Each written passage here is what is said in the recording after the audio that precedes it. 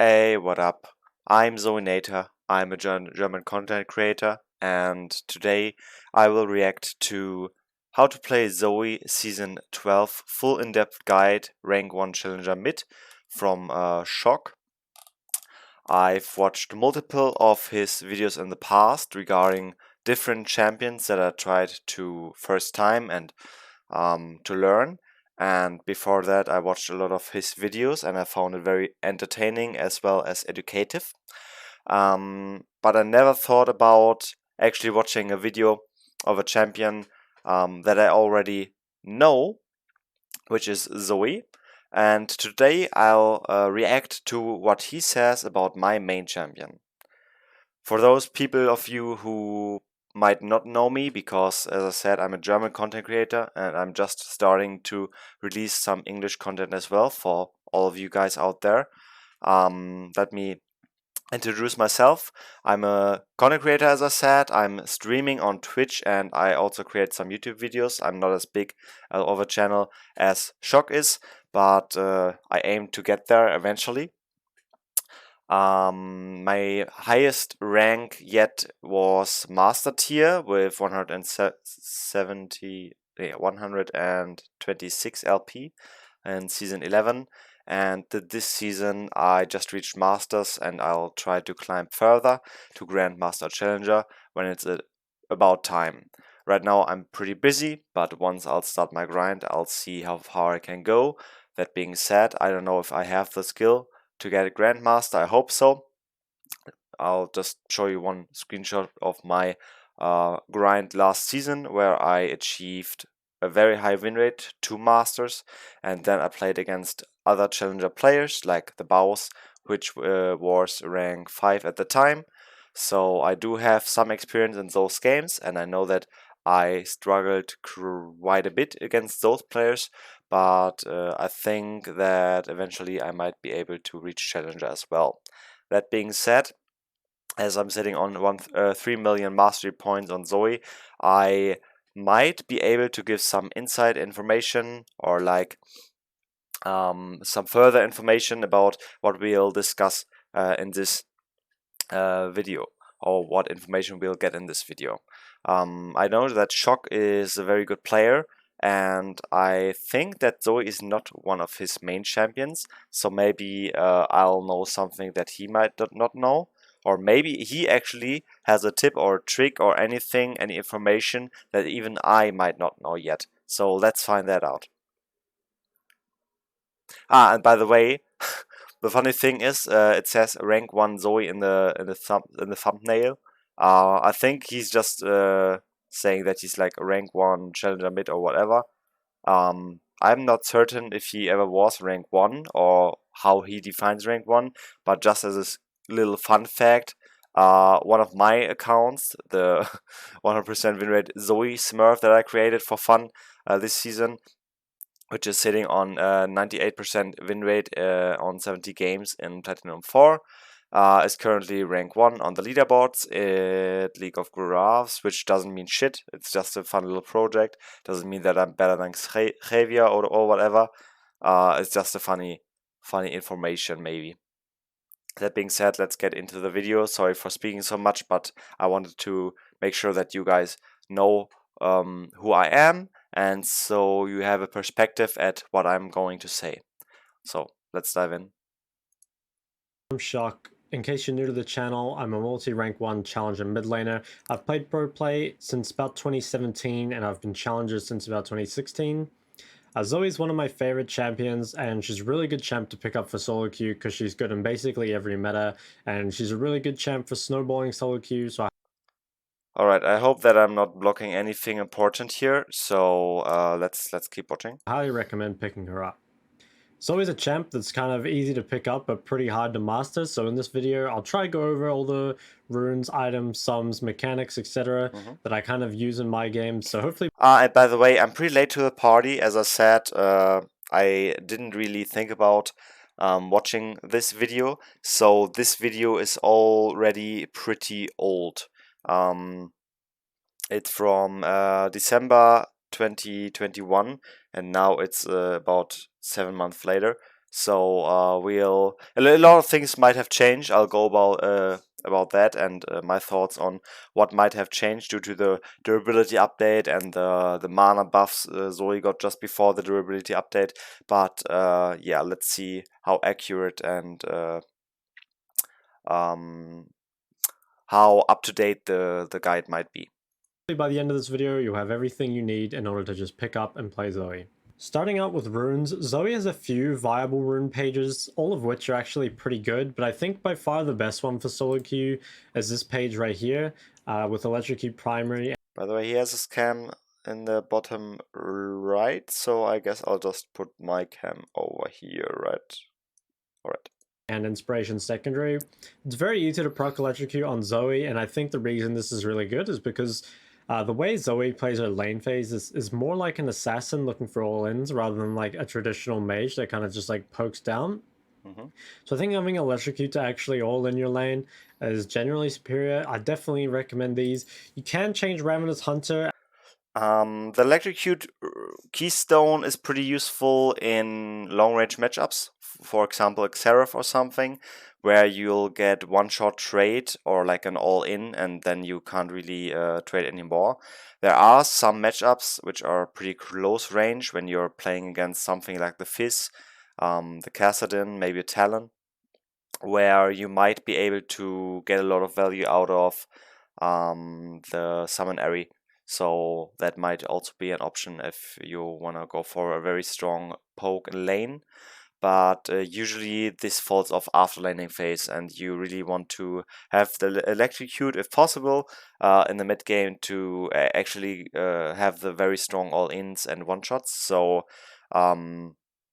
usually I'd go for Electrocute in just some situations where I want to really win the lane hard. I'll go Seminary. If you're smurfing, you can go for the Dark Harvest, but usually you don't really want that because it's very weak in laning phase, and you have to kind of win laning phase as Zoe in order to get into the game. So if you're not playing against a very bad player that underestimates you, then you'll not be able to win lane that easy. So having Electrocute to ensure winning the lane very hard is usually the safer route. But it's very fun to have the Dark Harvest when you're smurfing and you actually pop off and you snowball, because you have a little bit more damage eventually, but you also don't have a cooldown on it. You can one-shot some person, and then with your next combo, EQW, auto attack or whatever, you have that Dark Harvest proc again because it resets on a kill. So it's not like you can one-shot one person, then you have to wait and just poke the others in the meantime. So yeah. But yeah, Electrocute is the standard thing, I'd say.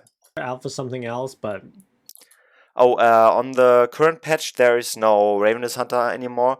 There is Treasure Hunter instead, and Treasure Hunter is usually pretty good for Zoe. But yeah, you can go either the movement speed, the Relentless Hunter, that is, I think, or you can go the Treasure Hunter. Both are fine. It depends a little bit on the situation. If you have an early game jungler, which will invade a lot, I usually take the Treasure Hunter because my jungler will create fights in the river early, and I might get a very early mythic or very good reset then because of the extra gold, and then it's a lot of value. But if I have a passive jungler, then maybe the movement speed rune is better, just so I can make sure that I can make those roams down to the bot side and into the lane, if I'm thinking that the enemies won't come close to me and I actually have to run all the distance. there aren't really good options. There aren't really good alternatives. I think Ravenous is probably just the best. It was the best, and then it got nerfed, and then it got removed. If you struggle with early ganks, you could actually change this to Ghost Power, but you do have to actually... The Ghost Power needs some skill, so if you're a very skilled player, I guess it's a good rune you could take. On top of Zoe's kit, I think it would overwhelm a lot of people, and since this is a guide, I mean, it's an in-depth guide, so it's probably for Zoe mains already and not for if you're new to the champion. I think he'll also not go over the basic abilities, but I'm not certain. We'll see. But yeah, I don't take Ghost Power, but you can do that if you're used to Ghost Power. I think it might be strong. Yeah. Like, think about using it. You can't just like take it and forget like you can with Eyeball Collection. When it comes to the secondaries, you do have a few options actually. No, you only have one option. You have to take Hex Flash and Time of Tonic. Once again, yeah, but okay, we'll listen to what he says, and then I'm going to explain afterwards what I mean about taking Hex Flash. again, I recommend taking Biscuit Delivery and Time Warp Tonic if you're in a matchup where the enemy mid has skill shots. What he means is not skill shots, but if the enemy mid has poke. If you're laning against someone who has a lot of poke, like the Vel'Koz or the Xerath, or maybe a Brand, Victor maybe, yeah, everything that might poke you down, you should usually go for a Corrupting Potion and then take the Time of Tonic and the cookies, and you can just stay in lane forever. And even if you get poked out, you can just reset, and then you have your Corruption Potion anyways, and you will be fine in lane. And you can just either scale or keep yourself healthy for an eventual all-in. Yeah, that's a pretty standard mid lane rune side, I'd say. Like 50% of each of all the mages probably go this rune setup. Honestly, even if you're not sure if you should take this or not, this should definitely be your default choice. The reason is this gives you so much like early game power. And even against champs without skill shots, a lot of the time it can be pretty useful for like running away from ganks, for getting to places faster with the extra move speed. Do bear in mind that if you... Yeah, the extra movement speed is actually pretty underrated. And also the burst of heal that you get once you click it, it's very, very good to outplay people and maybe bait them into a tower dive or something, and then pop it and you'll gain a burst of heal. Also for all-ins and stuff like that. Yeah, it's very, very strong. What I usually do is that I'll sit on either one cookie, or I don't take cookies, but if you are having a cookie, then sit on one cookie or on one corruption potion stack at all time, and just have it as a little speed boost and a little bait for the burst of heal that I just mentioned. Don't just use them as flat health, but use them once the enemy actually engages you. It's most likely very, very good then. Anyways, let's focus on the runes for now, I think. If you take Time Warp, you do need to start Corrupting Potion. In terms of other things you can take, if you're against a champ without skill shots, Cosmic Insight can be very useful. There was the option of taking Doran's ring before the durability update, especially in matchups like the Fizz or yeah, maybe Kiana or something, where you are threatened to get one shot very easily. Especially after level 6, it's pretty easy to die, and the Doran's ring has some health on it, which prevents that, or it at least helps preventing it. But now that the durability update is up on the current patch, you don't really need that extra health, and in even more cases, that's probably just better to go for the Corruption Potion. Cool, especially on Zoe, where if you're taking Ignite, you want to all in like really often. This can be quite good. It's a bit risky. It's a bit risky because if you're going Cosmic Insight, as I said, then you'll probably not go for the Corruption Potion. That would be a waste. So you'll be stuck in lane, and you'll have to take bad bases and lose out of mini waves, because pretty much every other mid laner will go the Corruption Potion Time Up Tonic setup, and if you're not going that, the Summoner Spell Haste will not pay off, I think. You'll get bullied out of lane before you can even all in the enemy, if he's not like very bad player. So I think you're pretty you have to rely on the Corruption Potion and Time Up Tonic. With the Summoner Spell Haste.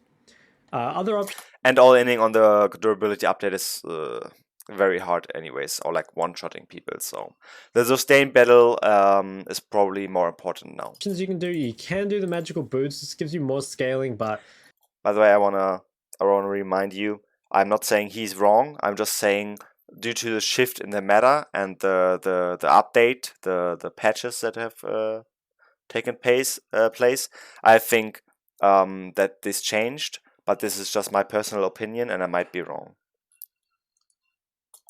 I don't really like this that much on Zoe. The reason is boosts actually like increase your damage on Zoe because the increased move Yeah, you can have longer Qs, I guess. speed will increase the distance that your Q can travel.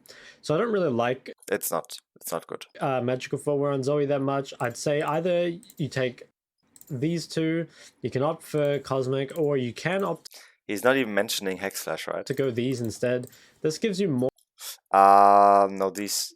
No. These are not very useful. You can go those runes in the main tree if you're deciding to go for the summon area, as I mentioned, for like heavy poke matchups. Then these are very good summon spells, or like runes rather. Even though then I would probably go for the Nimbus Cloak. Even though it got nerfed for Zoe and you don't have the full movement speed, it's still pretty damn good on Zoe, and you don't have any mana problems anymore anyways. With the Corruption Potion and the cookies that you might take, and also with the mana buffs and everything. I think Mana Flow Band is a very overrated rune, and especially for Zoe, I think the Mana Flow, Nimbus Cloak? No, not the Nimbus Cloak. What is it called? The top right spell is very good. More scaling, but again, I think probably the best overall is to do the inspiration page. You could do this if you're in a lane where you think you can't really kill them. Yeah, but no. If you're against like a tankier champion or some sort of bruiser, or you're just looking to scale. Yep. This could probably. I mean, Transcendence is very good because it reduces the cooldown of your basic spells, and the basic abilities are the bread and butter of Zoe. Other champions might be very dependent on their ult, and Zoe also kind of is, but the main thing is her abilities, the Q and the E, and the cooldown reduction on that is actually very useful. So yeah, that and would be the your best option. Is it Nimbus Cloak? I think it's Nimbus Cloak. So moving to the second room page, we have the Airy room page. This is Yeah, that's the room page that I just mentioned. But as I said, the Mana Flow Band I don't think is worth it. by far the strongest page. And Scorch is also, you can take it, but I think usually because Zoe is a very roam heavy champion, Water Walking might be better. For poking the enemy down. So if you're in a lane where you don't really want to wall in, but you're actually just looking to like poke your opponent as often as possible. So this can be quite good against melee champions, against like short range champions that you don't want to all in, that you just want to poke down. So champs I can think of are like Kale, where they can be quite hard to all in, but you can generally poke them down over the lane. If you're taking the area room page, Scorch is basically a must-have as well as Mana Flow. You really need strong early game for this, so having extra mana and having extra damage is super important.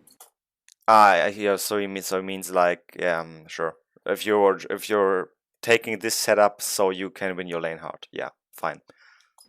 When it comes to the secondaries, yeah, but as I said, secondary you have to take the Hex Flash. It's very broken. Hex Flash and Time Up Tonic, because you can just proc your W with the Hex Flash. You can do pretty nasty combos with your Q Hex Flash, so you can actually do long range combos even before level 6. And after level 6 you can even crazier long range combos, crazy engages from Fog of War. You can do very nice jukes, very nice roams where you avoid wards because you can Hex Flash over walls, and it's also a very nice juking and disengaging tool. I did a guide on that already, so I'll not go in depth on it, but if you want you can just check it out. I'll link the guide that I'm talking about, all that stuff, and especially the Hex Flash mechanics. I'll put it down in the description if you want, and yeah, we'll just go ahead. I don't think I should bore you with explaining everything right now. But yeah, it's a very good tool. So instead of the biscuits, it's way better to take Hex Flash. Once you mastered it, obviously. You should start learning Zoe, and once you're done learning Zoe, and you think you need the next challenge, then you can go for the Hex Flash in the runes, and it will increase your win rate eventually, and you'll be able to do a lot of crazy stuff with Zoe. But in the beginning, it will be way harder for you because it just puts a whole another skill layer to it, and you have to actually not only learn Zoe but also learn Hex Flash and then combine that both. And it's very hard, but it has a very huge payoff. Trust me. Think you don't really get that much out of domination. You could take Taste of Blood, but if the chances are, if you're taking this, you're not really going to be taking much damage in return. So I think here you can probably just take biscuits and then something else of your choice. I think the biscuits are quite important if you're running this really early game page, because again, you just want like as much mana as possible to pump out as much damage as possible. So I'd probably go with biscuits and cosmic maybe. You could also go time warp. Kind of just depends on the matchup. I would say usually the biscuits you can just fuck off, not fuck off. You can shit on the biscuits, but the time warp tonic is very useful and very important because of the movement speed and the immediate health. It's way more important than the biscuits, I'd say. Even though the biscuits have more mana for you and stuff, but I think the mana is not really an issue. Depending on if you're doing enough auto attacks and stuff. If you have good lane control, then you don't need massive amounts of mana. And you can just take the Hex Flash and the Time Tonic. So the last rune page that I take on Zoe. Yeah, don't take this. Except for if you're a challenger player, but then you won't watch this guide, I think. Unsealed Spellbook is only very good in games that are very organized and you know what will happen 10 seconds before it will happen. And in the elo that you and like most of all the league players are playing in, everything below Diamond 4 and even then some games in Diamond Plus, they are very chaotic and you'll not understand what's even going on. You can't predict it really. To some extent, obviously you can, but everybody's just doing random stuff, and the Unsealed Spellbook is very weak. Then you really want to, especially in solo queue, you want a very strong and potent rune side, and this is just for like pro player or something. If you're having a flex queue team, then you can think about this and like competitive. But in your solo queue games, you should never go this. You'll have like 40% win rate or something. Zoe is Unsealed Spellbook. This is the rune page you want to take in hard matchups. If you are taking Unsealed Spellbook, you normally want to take TP as well. So you take this in matchups where you think you're going to get poked out really hard, or you just feel like you can't really survive the lane without it. Yeah, just take it basically against champs that you'll have a really hard time surviving against a poke with champs. Better back.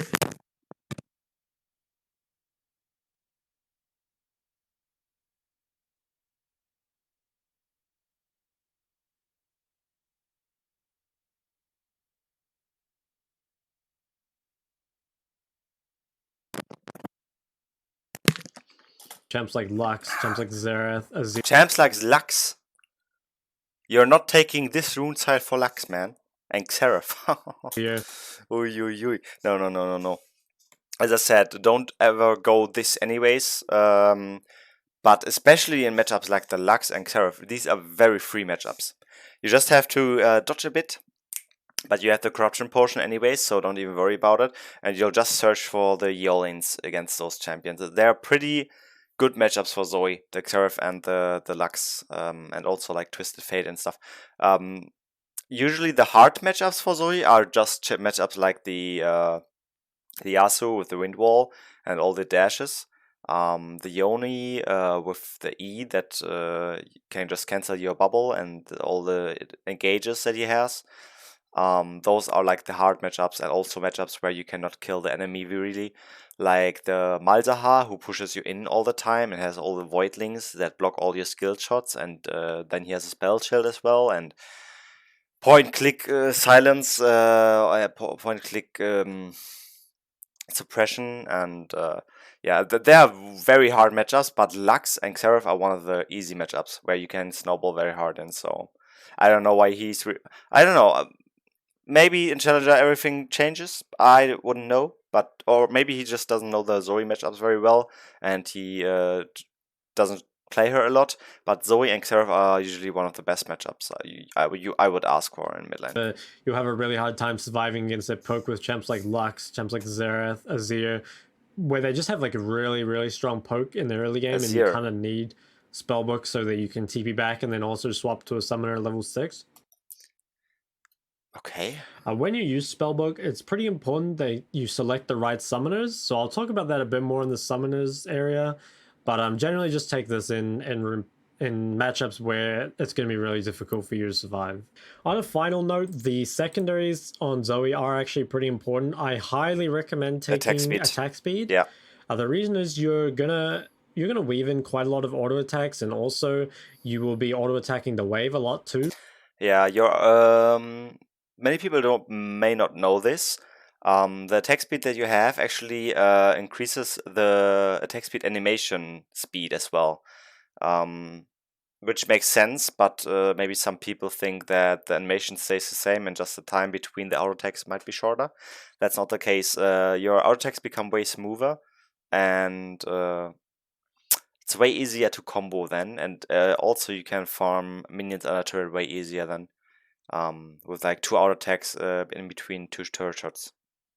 It's not, and as we were saying before, it's not really. And if you have electrocute, you can just proc that with auto attacks then, in case you're missing your abilities, I guess. A champ where you're looking to spam poke, you're actually looking more for all ends. So generally the attack speed is going to be much better than AP on Zoe, to the point where I wouldn't really say it's a choice. I'd just say attack speed is better pretty much 100% of the time. Moving on to items, Zoe's items are generally similar to that of like a traditional mage, but there are a few differences. The first thing is that Corrupting Potion is pretty much a must-have on Zoe. Yes. I think you can take Doran's Ring in an easy matchup. Not really worth it anymore, but not really worth it anymore. But I think if you're in a difficult matchup or like an even matchup, sometimes in other champs you can get away with the Doran's Ring. And many people might think that the corruption potion is a defensive thing because you're like, oh, I'm buying pots. These are not stats. I'm buying pots. Am I weak in lane? Do I want to survive lane, or why am I buying pots? But the corruption potion is actually a very good trading tool. It has some damage over time effect on it.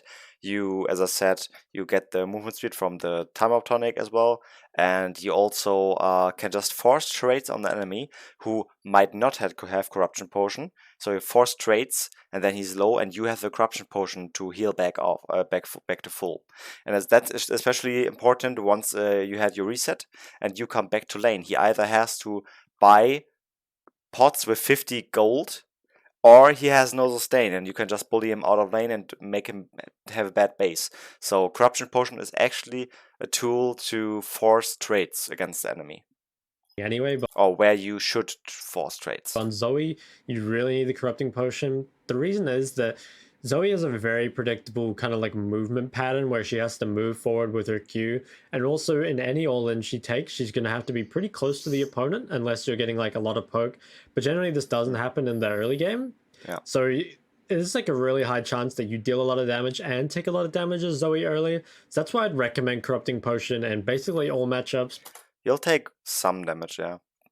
But usually I want to take some damage too, and try to bait the enemy into trading me, because if he's just running away, I'm just spending mana and not health, and then I might be tempted to press the corruption potions anyways, just for the mana regen, but I don't get the health value. So the enemy trading back a bit is actually better for you, if in case they don't have a corruption potion.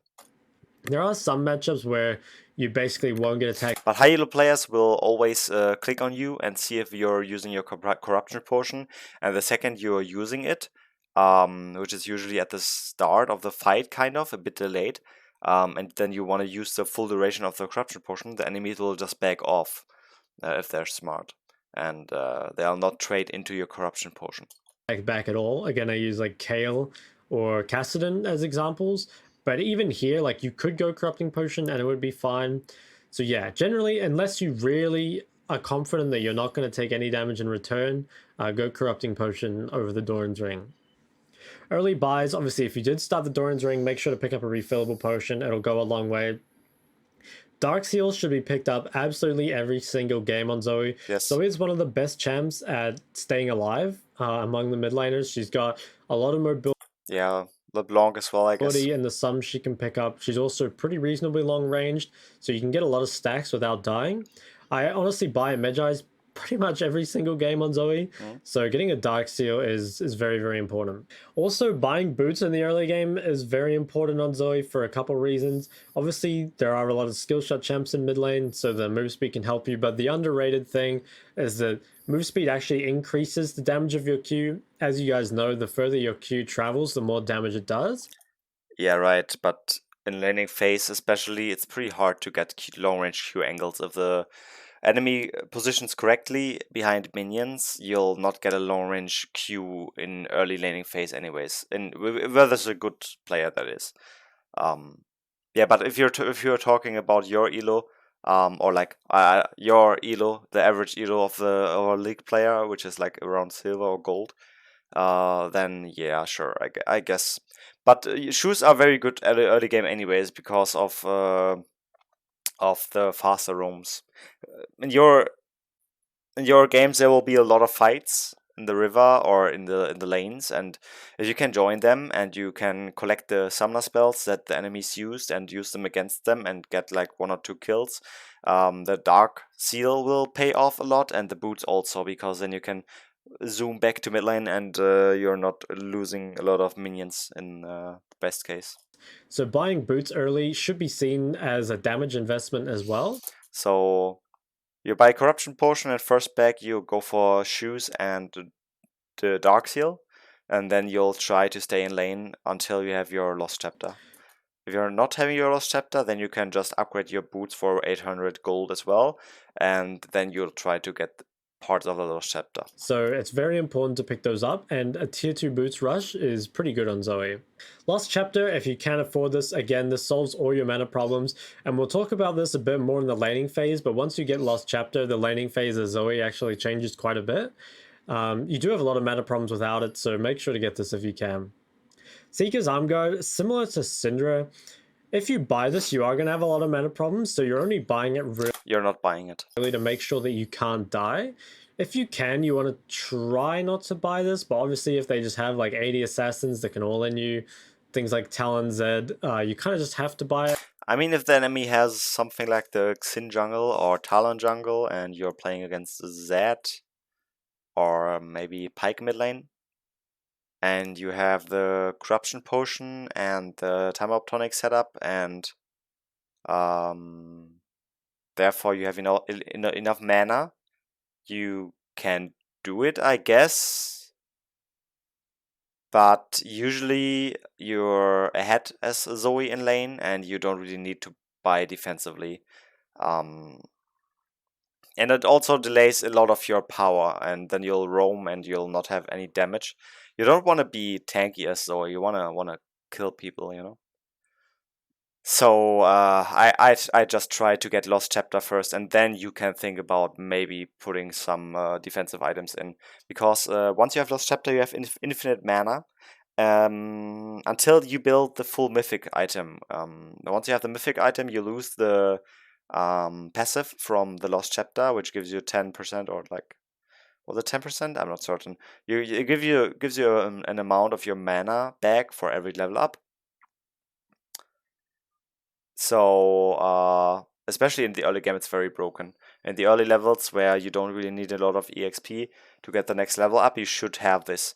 So I wouldn't delay it, and yeah, then when you have your mythic item, you'll run out of mana again very soon. So it's good that you'll get the blue buff eventually then. But you don't need a second blue buff if you have the Lost Chapter. Especially if they're an AD heavy team, and you can always build it into Zhonya's later. But this should be seen as kind of like you're accepting that you're not going to win lane, but your opponent isn't going to win lane either. I'd say He'll win lane then. Yeah, he's not going to kill you, but you'll not be able to contest the wave state, and he'll just push you in and outroam you. He'll just be all over the map, and you're stuck in the mid lane with a half destroyed turret and with very little CS because you can't CS on the tower very well. And your team spamming you while you're not moving, and you don't have any mana because you wasted all of it. Because you wanted to get at least some CS in the mid lane on the turret, and eventually you'll just get very depressed. So don't do it. Don't do it. Except for maybe if you have an Ivern, then you might think about it, because then you'll get the second blue buff anyways. So yeah, but that's very situational. So just don't go it. feel like that. Merc Treads, any tier 2 boot rush is actually pretty good on Zoe for the reasons we said before, but Merc Treads is probably you only want to rush this if they have. Was he going to say it's probably the best? For the reasons we said before, but Merc Treads is probably the best? Really? I mean, the sorcery boots are obviously very good, and the cooldown reduction boots are also very decent. You'll lack a lot of damage then, but you have your abilities up very often, and also the summoner spells. And it's also a bit cheaper. So a lot of times when I'm backing with, say, 650 gold, because it's a good reset timing, that I might pick up the Boots of Lucidity. But you have to understand that you'll not be able to one-shot then. You'll just set up Zoe then for this time being, until you're very fat then. But you'll not gain a lot of damage from that. You only want to rush. And Merc Treads you can rush. It's kind of like the Seeker's Arm Guard. Maybe against like Evelyn jungle or Elise jungle and like LeBlanc mid lane. I don't know. Syndra? Depends. If the enemies have a lot of CC and AP jungle, AP mid, then you can do it. But as I said before, Zoe is not really a champion that likes to go defensively. So the damage shoes are usually feeling nicer. But you can try to go for the mercs. It all depends. In solo queue, as I said, it's pretty risky to rely on your team. And go for defensive stuff and just hope that your team does something with the setup you give them.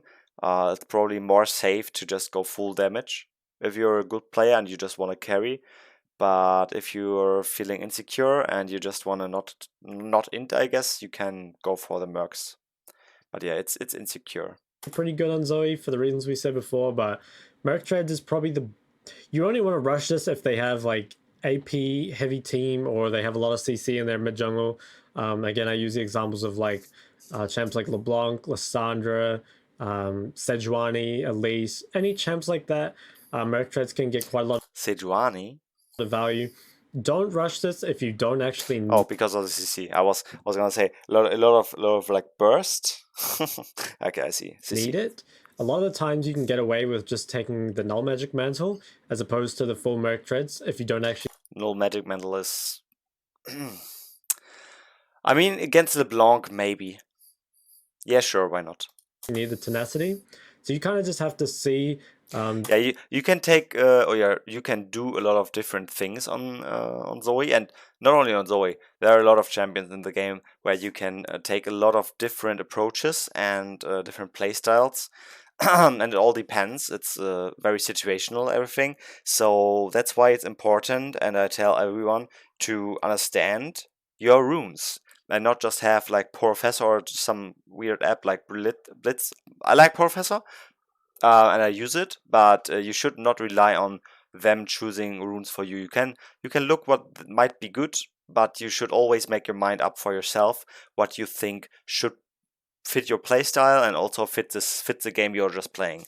A lot of times the runes might have a lot of impact in the game if you're just changing a single rune anywhere. You might survive a situation, or you might get an extra kill, or you you can stay in lane one wave longer or something. It all depends. You have to think about what you want and then choose the right keystones. You can play some games and then kind of evaluate after if you needed it or not. But if you can get away with not buying it, it is better, but it's a really good purchase if they have you on AP or CC. Moving on to your 3 boot options, same as other mages, you have Mertread, Storks, and Lucidities. While most mages do prefer Storks over Lucidity, Zoe is one of the champs where it's actually fairly even. Lucidity is really good for the summoner cooldown on Zoe, and you can do a lot with your summons on Zoe. You can use like Flash to extend the Q damage, just all-inning with Ignite more often.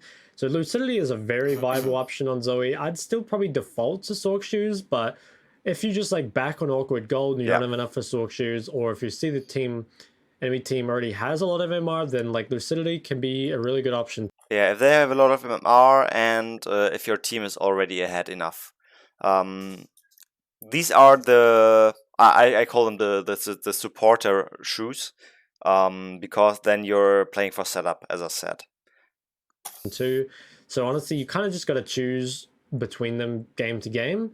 Sork Shoes is your default, but Lucidity is really good too. Standard build, similar to most mages, but we do have a key difference, which is Horizon Focus. As Zoe, you pretty much always want to complete your Mythic and your boots really early on. Getting your Mythic on Zoe is actually very, very important because it helps your wave clear quite a lot.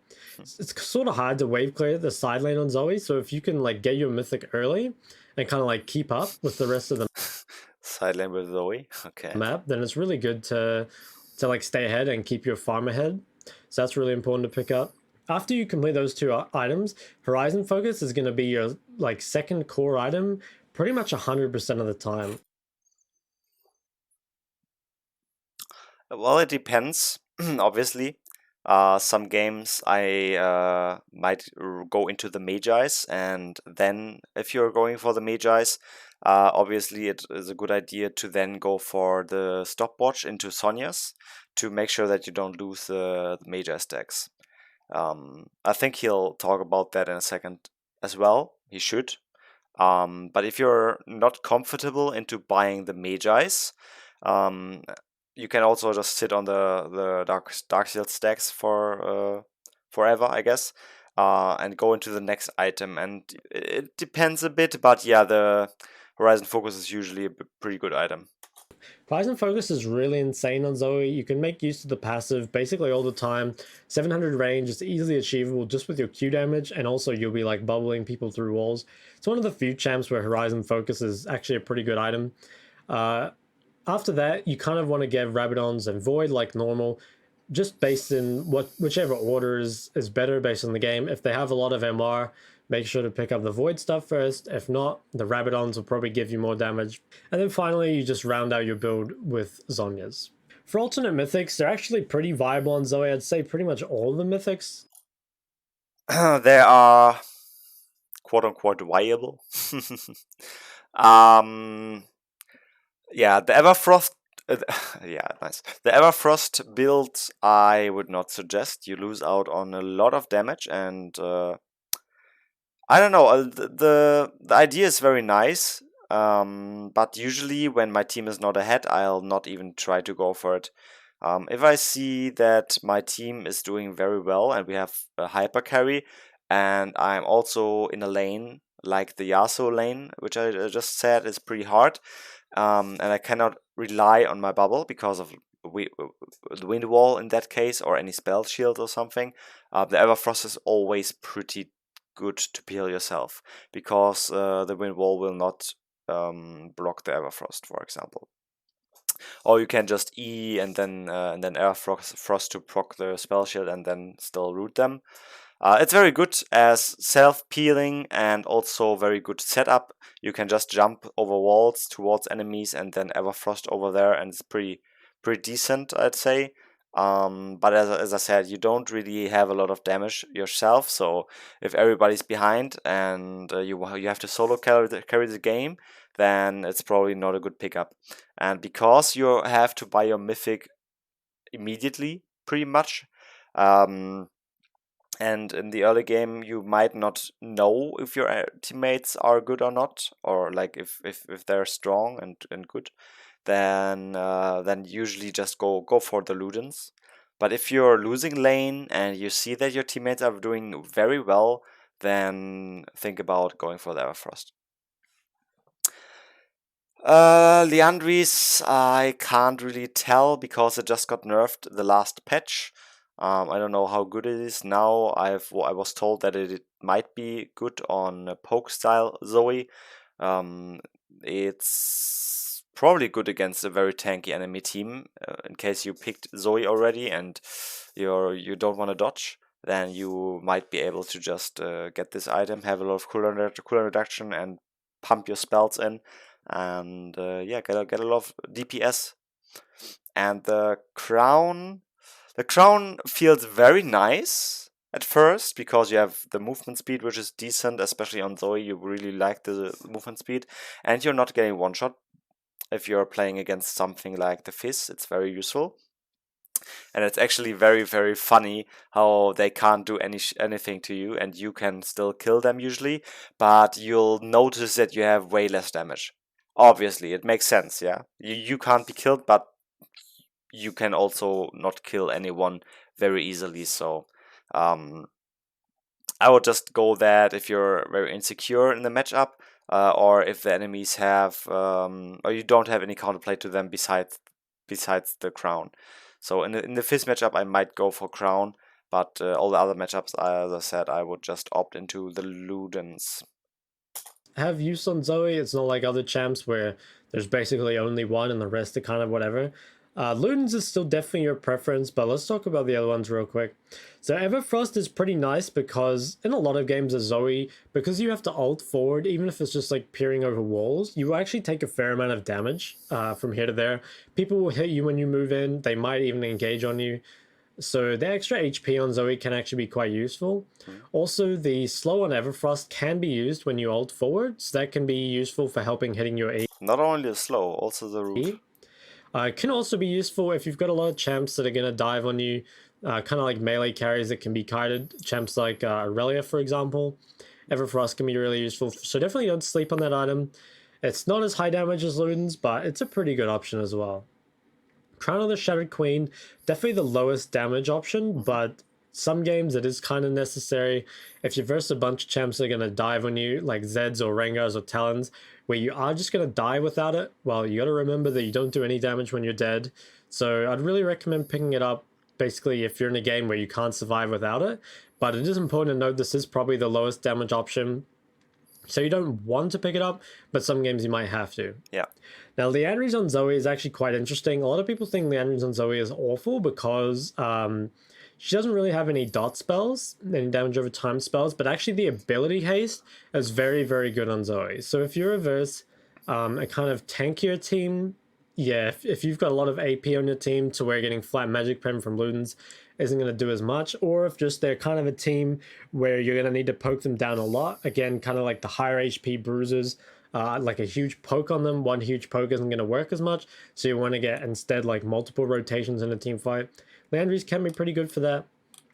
Yeah, so if you don't know which mythic to go, definitely go Ludens, but actually pretty much all of the mythics are pretty good on Zoe, so it's definitely something you need to think about. So lastly, we have... Not a lot. Is there the rocket belt in the tree too? Because that's definitely not a good mythic. All the mythics that build out of the Lost Chapter are very good, but the other ones are very, very bad because you just lack so much mana in the laning phase. Even though the full item might be fine-ish, maybe, it's not very useful, and you're solving a problem that doesn't exist then because you have very good options in your mythic tree anyways. Yeah. Of situational items on Zoe. Medjai's is probably the best situational item in the game for Zoe. You don't buy heal reduction anymore? The movement speed, again, It just got nerfed so much that it's probably not worth it, and you're also trying to one-shot anyways, and you'll just do like one combo on one enemy. You don't really have a lot of AoE, even though your Q is kind of AoE. You'll just hit one person and then the other. Other champions can use heal reduction way better, such as the support champions with the heal reduction support item, or something like the brand with Morelos, for example, or any champion with like very good AoE spells or stuff like that. But like on Zoe, you really want to burst people, so I would not pick up heal reduction. Sonya's, as I said, might be a good option if you bought the Magi's. Else, it might be good if you're on a very big shutdown. But then again, the same thing. You should have Magi's then, and same thing. Yeah, you have Zonias then. The Banshees is usually not a great item, but if you are very, very fat and you already have the Sonias, or you don't want to build the Sonias because the enemy has something like the Caitlyn, which just traps you once you're in Sonias and you just die after. You can also try to get the Banshees in case the enemies have Blitzcrank or like Malphite ult or anything like that, which you want to just block immediately. The shield breaking item is pretty good. I would actually say it's not a situational item, but rather it is an item that you could change out for void stuff if the enemies have a lot of shielding in their team. And the Lich Bane, I'm a really big fan of, but I think if you go for the Lich Bane, then you lose a little bit of damage on your abilities, and you have more damage on your auto attacks. So I usually just buy this item if I'm very fat and I one-shot people with my EQ auto attack anyways, and I can just invest in an item that lets me kill enemies even without hitting abilities a lot. So for just like Q auto attack, E miss, but I still auto attack with a lot of damage, you could go for that. Also, you have very good turret push then. So in case you realize that your team is refusing to push lanes, which Zoe is very bad at, or like not push lanes but push turrets, then you can just collect that. And it also has very good movement speed, so that's also very handy. Again, translates into damage. When you have 10 stacks on Magi's, it gives you 10% movement speed. So that's really good to pick up. It just increases your Q damage. Also, it's a really efficient item on Zoe. And as we said before, it's very easy to keep stacks on Zoe because she's reasonably safe and also pretty long ranged. So I'd highly recommend picking up one of these every game as long as you don't die.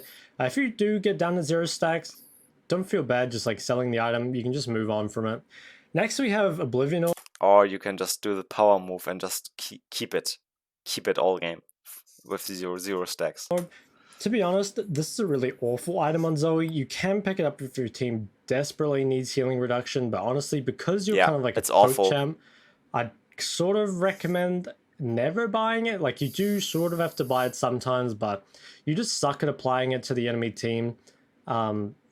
If you do kind of get in this situation, I'd try get one of your teammates to buy it, but ultimately sometimes they will never buy it, and you can pick it up. If you do get it, make sure you're specifically trying to apply it to the person that it's actually useful against.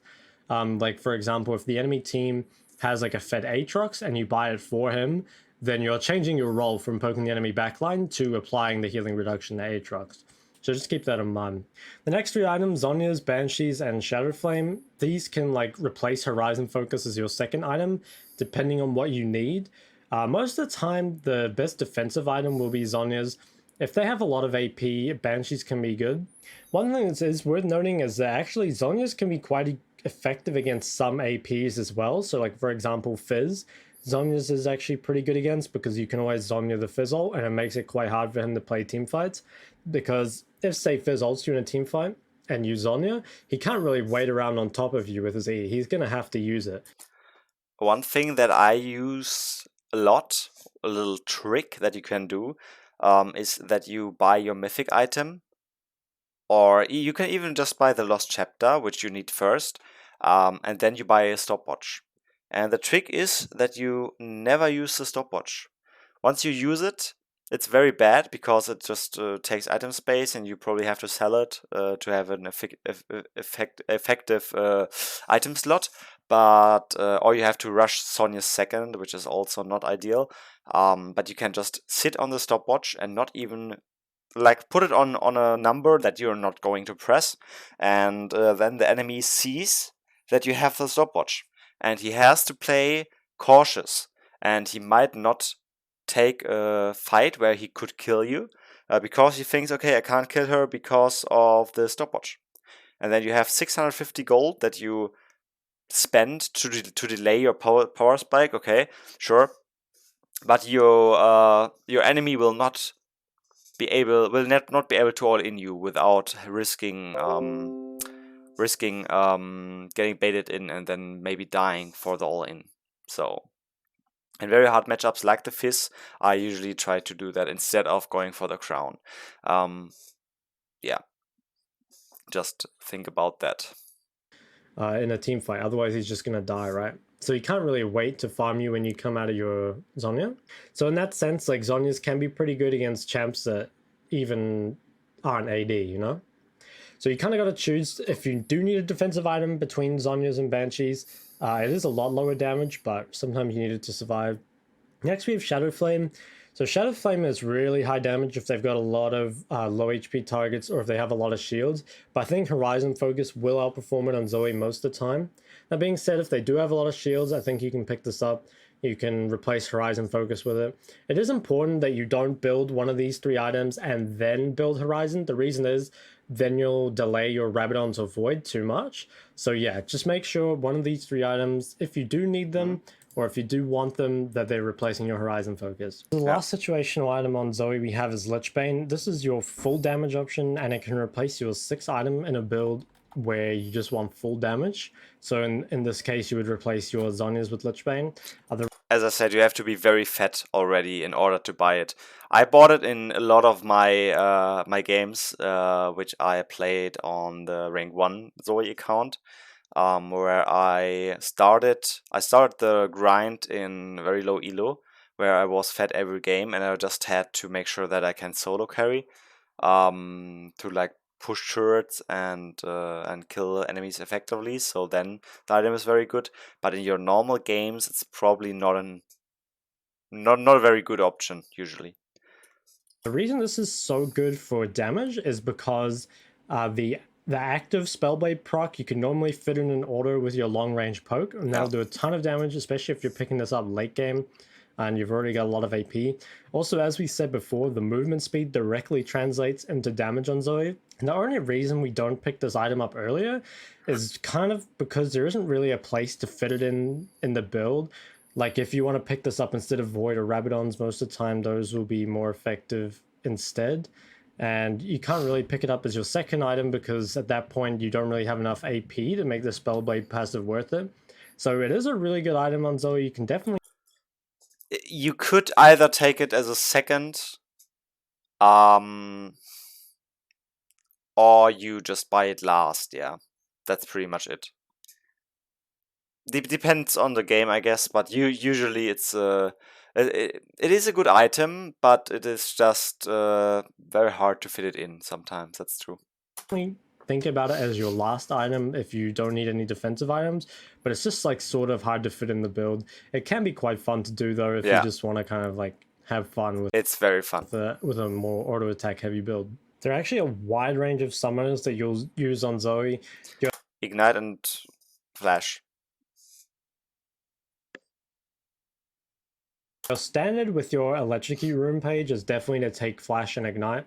Flash is really useful on Zoe because of the Flash to extend the Q damage. Especially if you have X-Flash, guys. We'll talk about that in the combo section, and also Ignite is extremely good in solo queue on Zoe. I think the only other viable options might be Cleanse against something like the Twisted Fate, I guess. Or against Malzahar, because as Riot says, you can cleanse Malzahar ult, no worries. I'm joking, by the way. You can't. Don't take it. Yeah, but cleanse against a very, very dangerous gank setup. You might might be able to use, but usually you want the ignite. Yeah, but if you, it's hard. It's hard. It is very, very hard to decide in champ select whether or not you would like to have the cleanse or the ignite. Yeah, usually in your games I would recommend go ignite. It's more safe, or it's like more reliable for you guys. But there might be games where cleanse has a lot of value as well, so you don't get like abused very, very much in lane. Yeah, I don't know. Maybe you could take something like the exhaust against Yasuo or in Aurelia, stuff that you can't really hit, and that will try to all in you. Yeah, exhaust or barrier, but you'll never like pick up ghost or heal, I guess. Teleport, yeah, he'll probably say that you should take teleport if you have the spellbook runes, but as I said, don't take those. So yeah. And smite, of course, is also very bad. Don't play jungle Zoe, guys. Don't do it.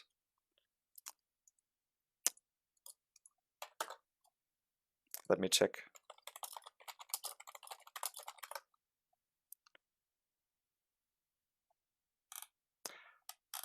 Anyways, moving on. It'll allow you to pick up a lot of kills. So definitely Flash Ignite is your standard. If you're taking Spellbook, it's really I'm pretty sure somewhere I have a jungle Zoe video. important you take Flash and Teleport. And then at level 6, you exchange Teleport to something else. This is because if you are taking Spellbook, it's likely in a lane where you're going to get Yeah, chunked out you'll not on. take So that. you probably won't swap through that much with literally an ult. Like if one of the more useless ones, but in a team fight, definitely look out for those. Barrier is kind of one of the more useless ones, Yeah. but if you do manage to pick it up in lane phase, it can be quite good. You can just instantly run at your opponent and take a quick trade like that. Heal is very, very useful. Oh, is he talking about what you Summon can pick up? on and keep on laning. When it comes to the rest of the spells, it'll kind of depend on, like, you'll pick up a lot of these in game, and also so you will swap to some of them with spellbooks. So it's kind of good for us to talk about all of them. Yeah, So sure. first off, exhaust. This is one that you probably won't swap through that much with spellbook, but you actually will pick up off the ground a lot. Exhaust can be really useful because generally speaking, you much rather would like to have spells that you can just press and get use out of, instead of spells that you have to cast on an enemy, because those are very situational. But something like the heal or the barrier, you can always just press for the movement speed. The ghost as well, or the cleanse, yeah, the flash, TP not TP. Obviously you can't use to disengage or like engage on an enemy. Yeah, but stuff like like the exhaust or the ignite, they are good if you're actually in range of an enemy and you want to fight them.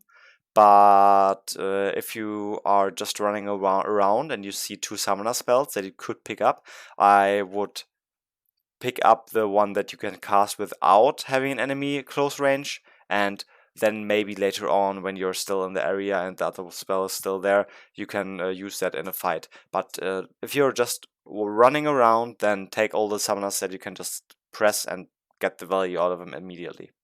you can literally just run at your opponent, exhaust them, and it'll basically guarantee that you hit the bubble on them.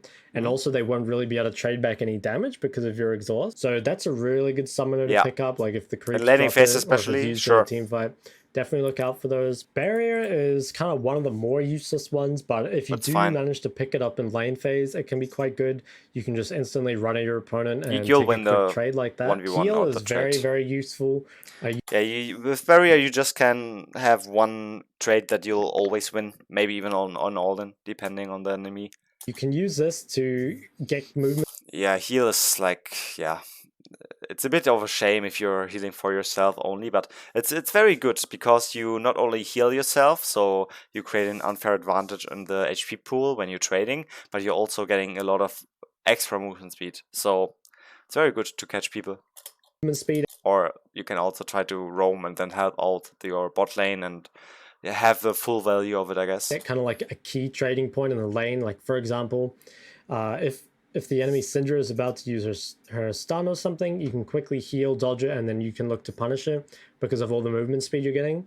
It can also be good to just hold on to this one because it's very good for your 2v2. The fact that you can heal your jungler as well makes it a very strong summoner spell. In team fights, Ghost is extremely good on Zoe. Yeah. The movement Because it refreshes now, right? So you'll zoom around the team fight all the time. speed that you get, it allows you to like play the team fight really well. You can just like get a lot of poke on everyone.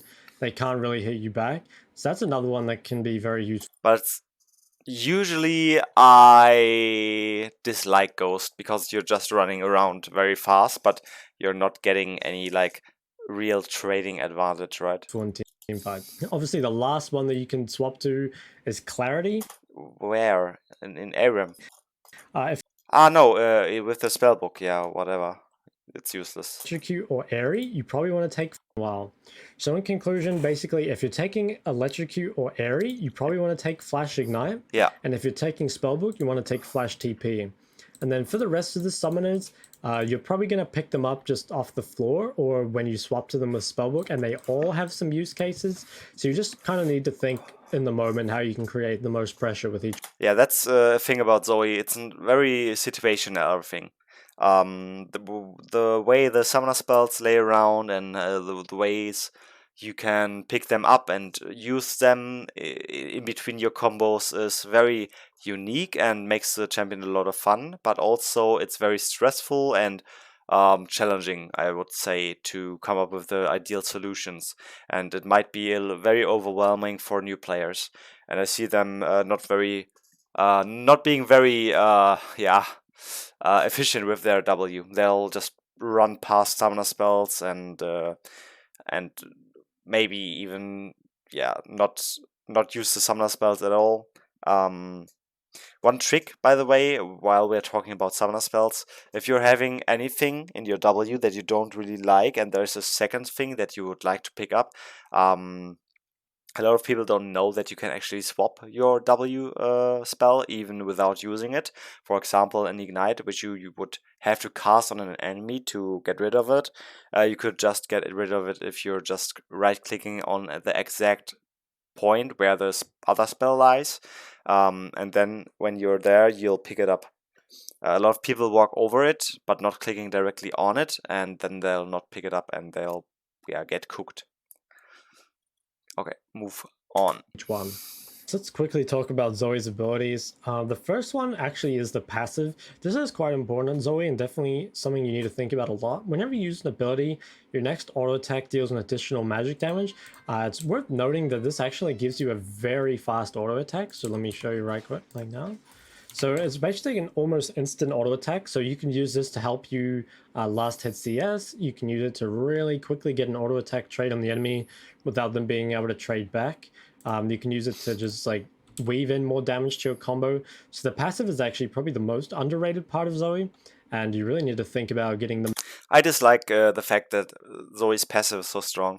I'd rather have it that her spells get a buff and her passive gets a nerf. Even though Zoe is already a skill champion, as an OTP, I'd like to have even more skill expression and get more value out of actually hitting my spells rather than just like right-clicking enemies. I dislike that about Zoe, but Zoe is still a very skill expression. A champion with a very, very high skill expression, so it doesn't really bother me that much, but it will just make my life even more happy. Maximum use out of it. The next is your Q. It's a line skill shot that fires a paddle star in a direction. You can fire it again in a different direction, and the reason this is important is because it does more damage the further distance it travels. Like a so Middle if you East throw it spear. behind you, you get maximum distance like this. It also, you can move with it. So for example, if you move further back, you can then move forward and it'll extend the range like that. Yeah, a bit like the Aurelion Soul Q. Maybe you played this champion also. Your Q travels with you, and once you're getting out of range of it, so imagine you're having this power of creating this pedal star, but if it's too far away from yourself, then it might disappear. But this is also not true in every situation, because you can jump forward and then jump back and then still have the pellet star go by and fly very far. So it's a bit weird, and you have to probably put some Zoe games in to really get the mechanics down. But in general, moving with the pellet star extends the range. Yeah. In the combo section, we'll go over a few more things that you can do with it, but that's the basic. Next is W. This is whenever like spells or items are used, they'll drop on the ground. You've probably seen it before. And also creeps can drop it. If you see the little bubbles here, if you kill these, they will drop items, which you can then just use by pressing your W.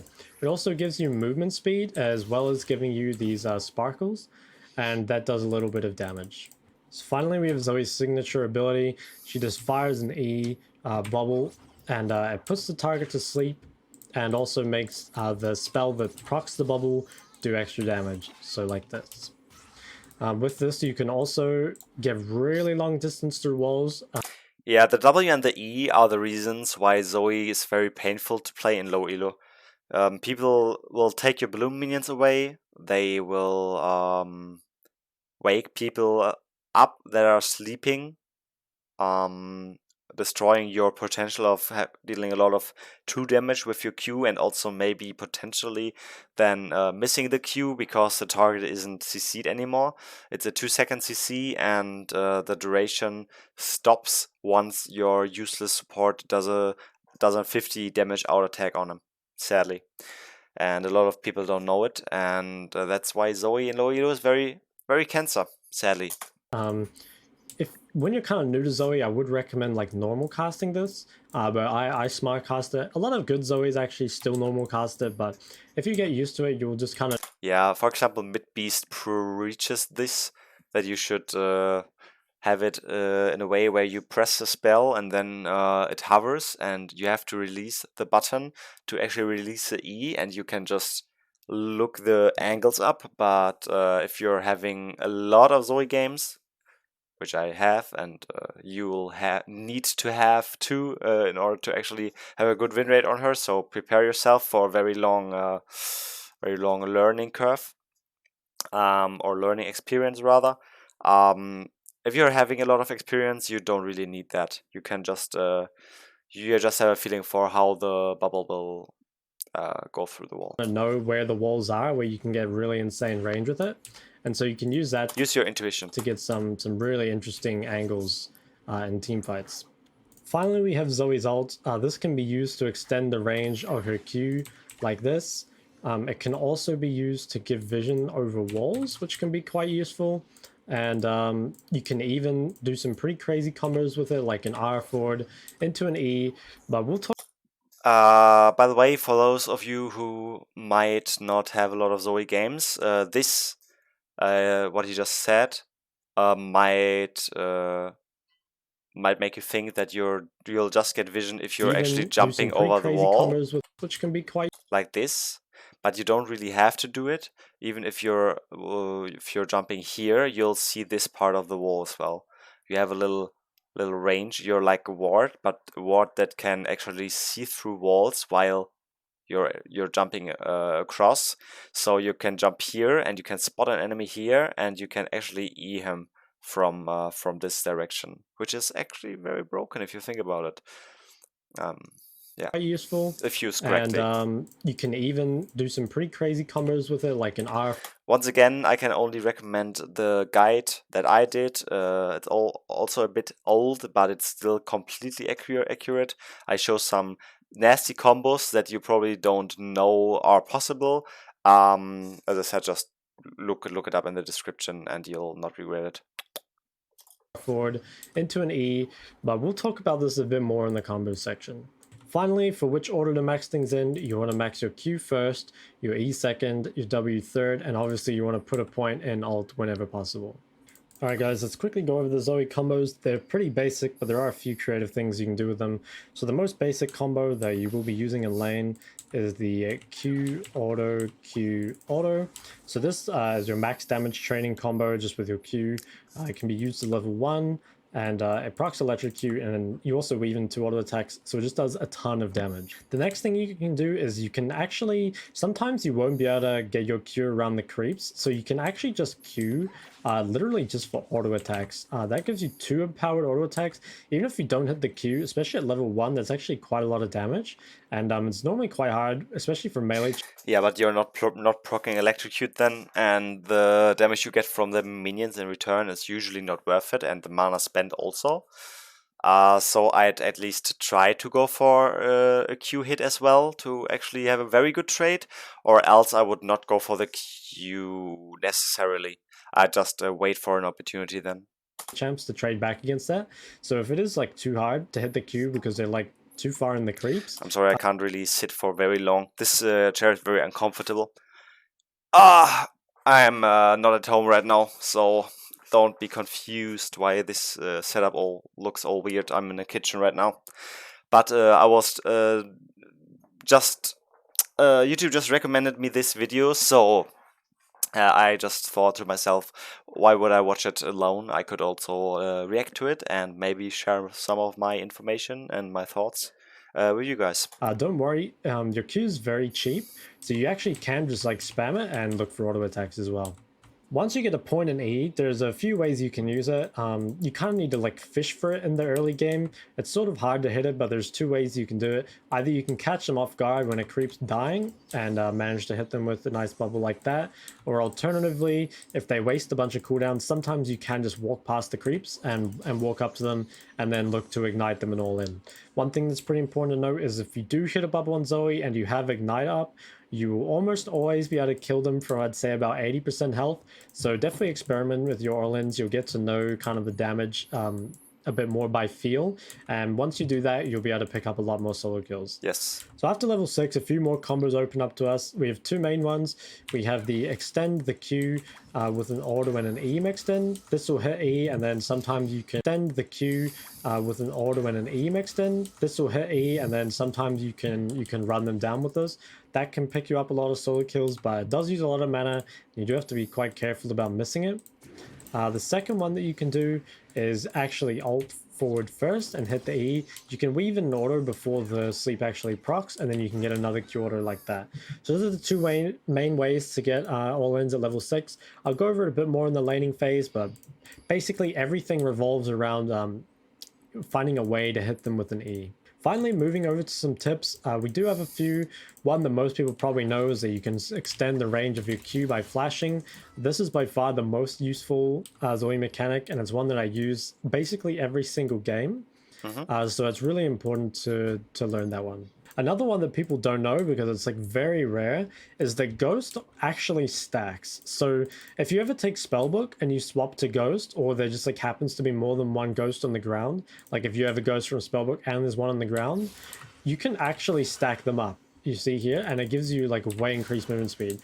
It actually stacks all the way to 5, but if you've ever managed to stack this to 5 stacks in a real game, that's very impressive. So if you do pick up more than one I didn't know that.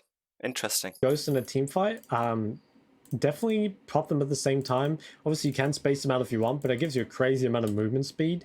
And also, Ghost in general is like a very good team fighting spell if you have Spellbook. Like, obviously, don't take this over Ignite, but if you have Spellbook, you can swap to Ghost, and it's very effective. I'm sorry, I'm pretty tired. Team fighting. One other thing that can be kind of useful is you can alt over walls for vision. It gives you like a fair amount of vision, and you can use that to kind of like scout an area before you move into it. You can also fire an E off that through longer walls. Wait, did I skip back in the video? Did we just have this? Wait, what? But he already said that. Like that, so even though I can't reach this wall, I can get to it like this. No, it's not the same clip. Out an area before you move into it. You can also fire an E off that through longer walls like that.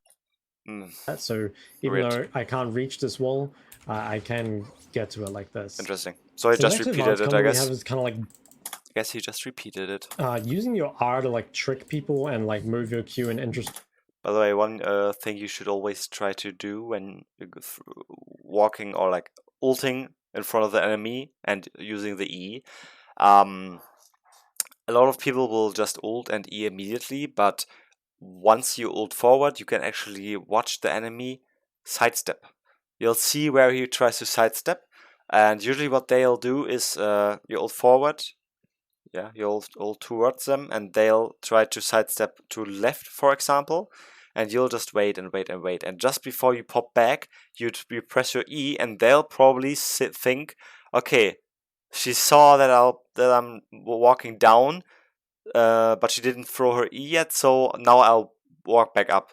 That's usually what most of the players will do. So if you're ulting forward and you see him running in one direction, shoot your E as if he was turning to the other direction again. That's usually like a 60 to 70% win hit chance. Interesting ways. So one thing I see often is someone get bubbled like back here, and then they're getting blocked by the person in front. Yeah, you can So do when it that sideways. happens, if you just throw your Q normally, there's basically no chance. Yeah, always try to shoot it sideways. And what you can also do is you can make sure that your Q can't be blocked if you're using it in a way that it travels through a wall. For example, in here you can just throw it down into the wall and then onto the enemy, and it gets very hard for an enemy to block it. If you're a bit closer to the wall, it's actually even better, and they can't see it. That you hit the person at the back. But there's a few things that you can do with your ult in order to make this a bit easier. Hiding skill shots in terrain is very good usually. In general, not only for Zoe. For example, if you're playing Orianna, you can also do that. You can just hide your ball in a terrain, and then once they walk up, you can just Q here and ult them, and it's very broken. Just as a little side note. So one thing you can do is you can actually throw your Q to the side, and then you can ult, and you can like divert your Q around them like that without actually having to move. You can see again, I'm able to hit the person in the back without moving from my original position. I'm just queuing off at an angle, ulting one way, and then using that to bend the Q around. Yeah. Another way you can do this is if some people will move to block your ult instead. So like, for example, if I do ult this way, they might move over here to make sure they can block it. But what you can do then is you can actually just like Q behind you like normal, ult off to the side, but then throw your Q still normally. So you can do those tricks with your ult if people are blocking, and sometimes you'll be able to sneak easy kills. It's like for like higher elos. Low elo players, sometimes they do it, but usually it's not occurring a lot. So in lower elos, you can just throw your skill shot on the enemy. People will not try to block it. Sometimes when you're very strong already, you can actually just one-shot the person that is trying to block it with a Q auto attack ignite combo that procs electrocute as well. For example, let's say there's Ashe support that is trying to block for the Ezreal ADC that you just hit. Then you can just one-shot the Ashe support, for example, and then maybe late with the next rotation you can kill the Ezreal as well. But yeah, if it's a tank, then of course you should try to sneak your Q around behind them. I can't speak anymore. Another thing you can do is if you actually pick up a flash with your W, is you can actually flash twice. You have time to press your normal flash and your W during your QR to get even more distance. I don't have a flash to pick up, so I can't show you right here, but you can do that as well, and I'd say that's really important. Finally, the only other thing you really need to know for Zoe combos is like which walls you can get really far bubbles through. Basically, any of these really long ones can be useful. Like I said, until you know, you can just normal cast them to figure out where you can get the max distance. But if you play a lot of Zoe, you'll probably know them by heart anyway. Another thing that's really important on Zoe is that when you hit your E, your sleep will actually tell you where they are, even if you can't see them. So for example, if I hit someone here, you actually get this little particle effect showing where they are if you're paying attention. So even if they move a little, you'll still know where they are. By the way, if they cleanse it or spell shield it or something and they don't get CC'd, you don't get the mark. And you can use that to hit people, even if they're like really far away. So then you can tell that there's no point of charging your Q. So now we'll talk about Zoe's lane phase. I see on a lot of Zoe guides that people list Zoe's lane phase as like the weakest part of her game. That's not true. Laning phase. I'd say at level 2 and 3, you're like pretty much the strongest champion in the lane, and then 4, 5, 6.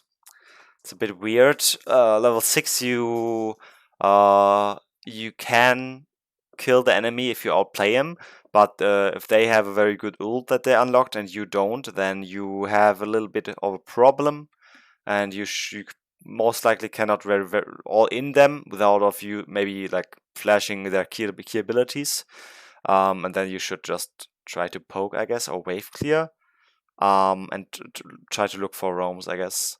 But yeah, I think Zoe is one of the best balanced champions.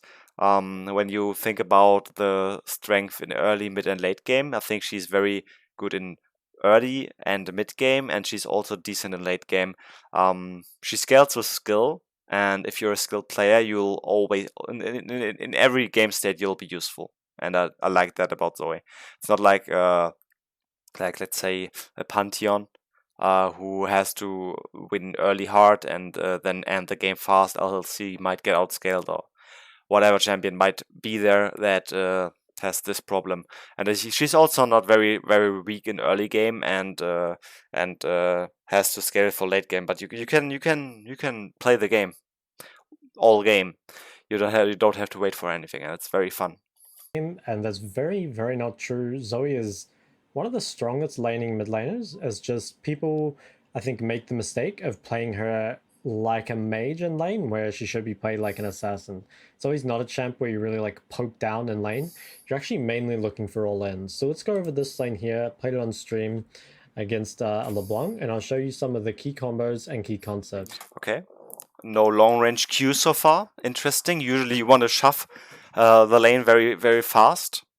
The first 3 minions, you want to long range Q them. So first off, Zoe can get prio in most lanes because of her empowered auto attacks. And Oi, oi, oi. He chose to show us this video, this replay, where right on the start he's missing 2 minions. God fucking damn. That shows me that he's a very confident player. Because I would have cut the replay and shown you everything besides the 2 minions in the early game. And also because oi, oi, oi. Let's rewind. First off, Zoe can get prio in most lanes because of her empowered auto Could be me. attacks, and also because her Q is AoE. Most champs can't really match the push in the early game, so we just want to have a slight creep advantage and also keep the wave like sort of in the middle. We do want to chase the enemy down with our ignite, so we don't want them to be literally under their tower, but we do want to have a creep advantage so that we hit level 2 before them. So you can see here, one thing that you can catch the enemy off guard with a bit early in the game is they don't often expect you to just hit them with a Q. Like, yeah, if you angle them right around the minions, then they don't expect it really. Like this. Yeah. So you can fish for those. So here I hit level 2. As you can see here, I actually very good auto attack. Many Zoe players might fall for that and try to E, but your E animation is very slow, so there's no point of like hitting LeBlanc. The only way you can really hit LeBlanc if she W's is that you throw it onto the position where she jumped from, if she's jumping directly on you. So she either jumps back and gets hit, or she doesn't jump back and she also gets hit. But if there are minions in the way, then you cannot go for the E. So going for the auto attack here is very smart by him. Got 2 auto attacks, so let me just go back really very good, very good. Even though I didn't hit the Q on LeBlanc, like I was saying before, I actually managed to get 2 auto attacks. There's the first one, and here's the second one with that Q. So it actually turned into a lot of damage. There's actually a lot of stuff happening here, so I have to keep rewinding. So when I hit level... Okay, so the auto attacks were very good, and I think LeBlanc might be able to kill him here. We'll see. I mean, both have corruption potions, so maybe not a big deal, but You usually don't want to just waste your E like that, And right? LeBlanc had just used her W. So LeBlanc W is like an 18 or 16 second cooldown. Anyway, it's a long time, and also I'm level 2 to level 1. Level 3, LeBlanc can just kill you when you miss your E. So when your enemies use their cooldowns like this, if they have nothing that they can do to you, you really want to look to run forward at them with E.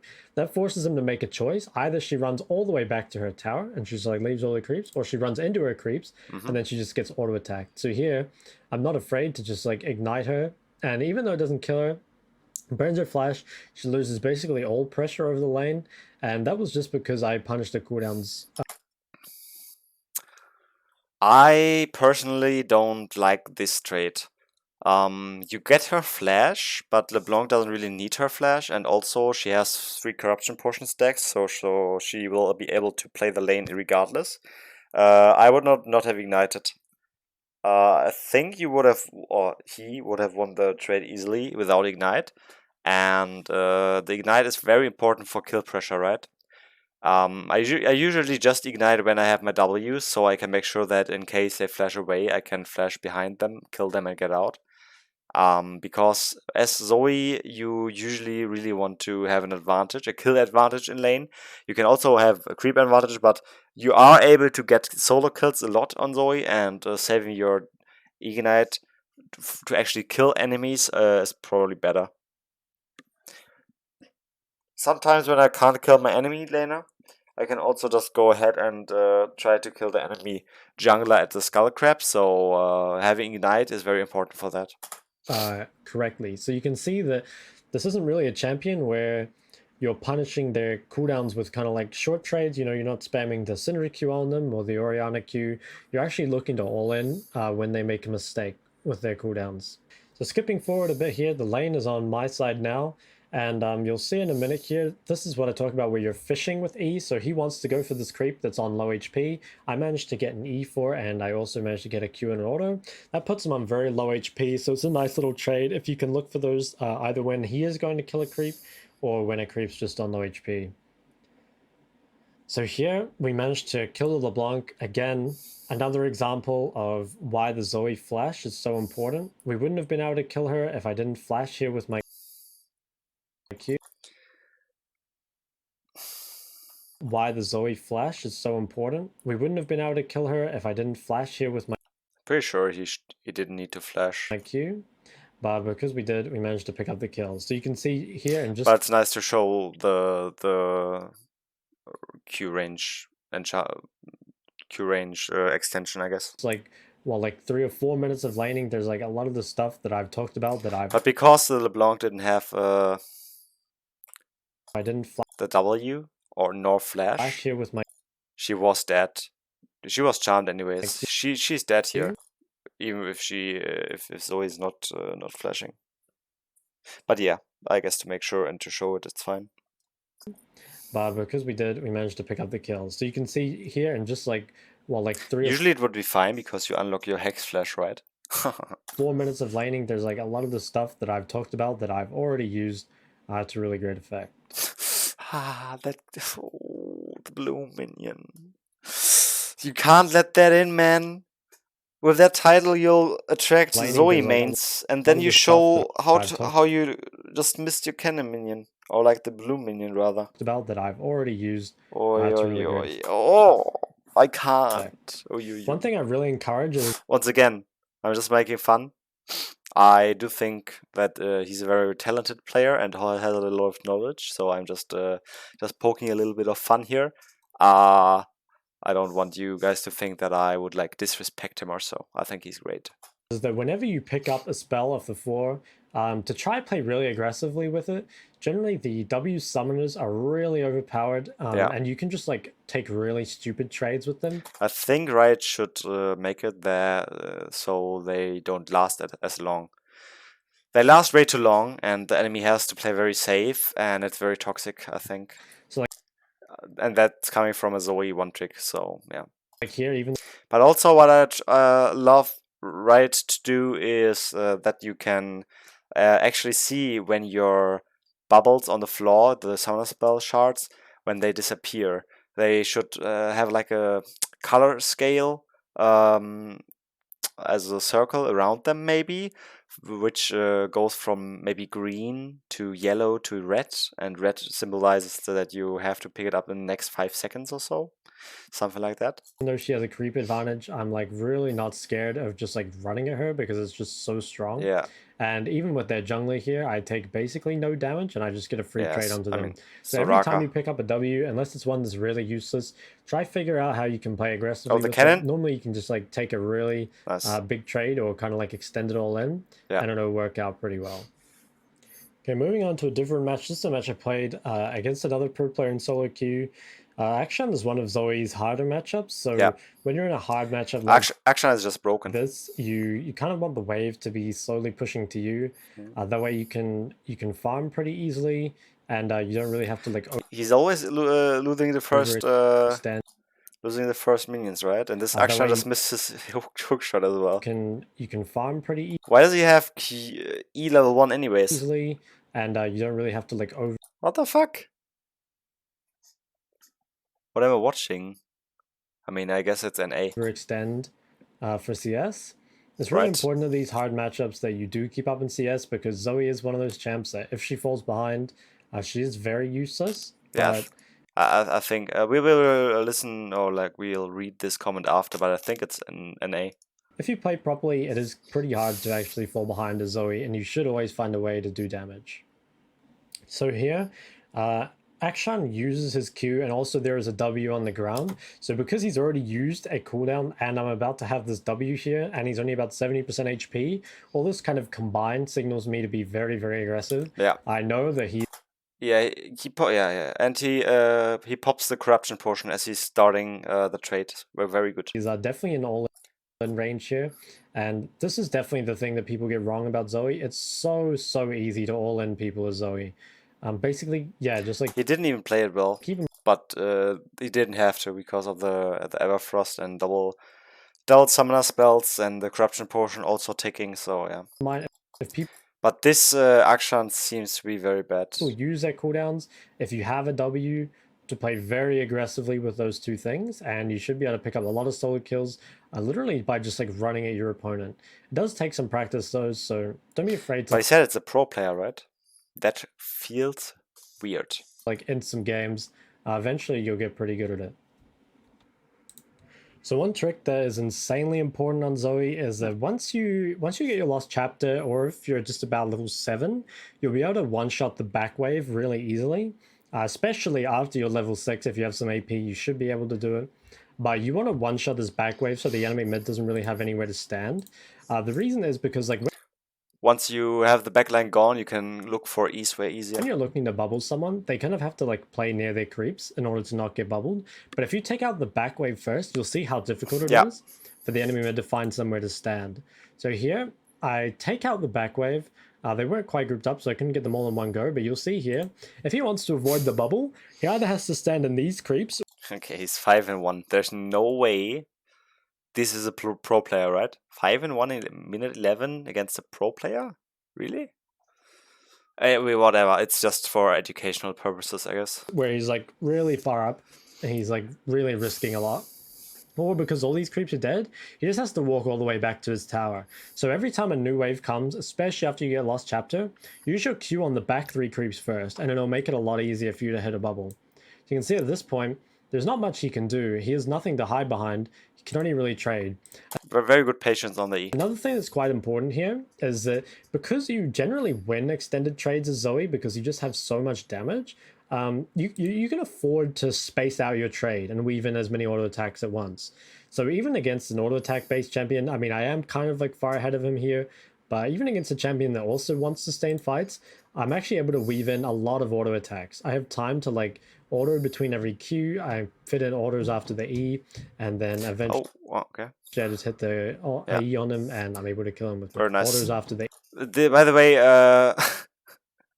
I also do this a lot of times. Sometimes it's just for BM purposes, but here in this situation, he doesn't have the Q up anyways, so he has to wait for that. And if you're just standing there, then you would have to make sure that your champion doesn't auto attack. So backporting or pressing S and backporting is usually the best way of staying close to the enemy, not having to focus on moving around a lot, but still not waking him up until the Q is actually up.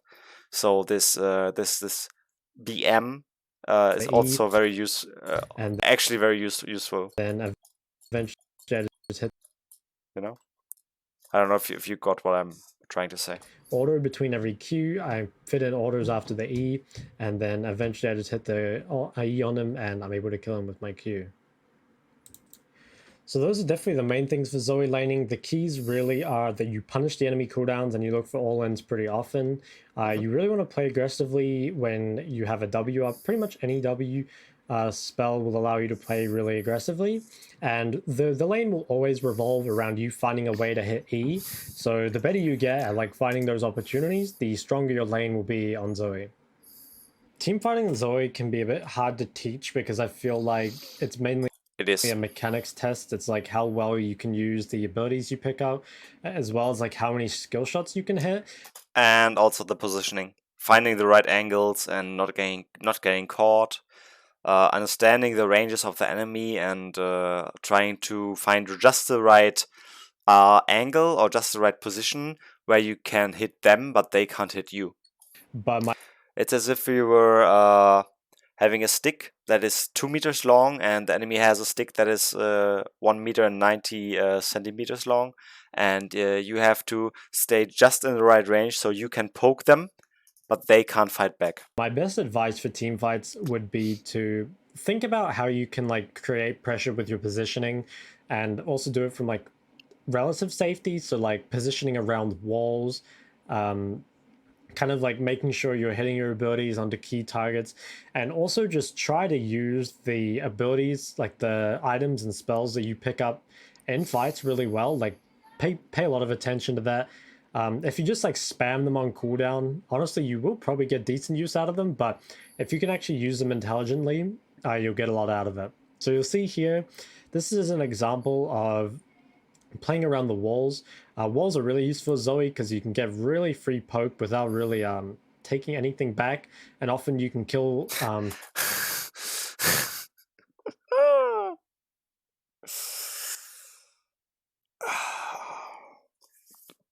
This is not even solo queue, right?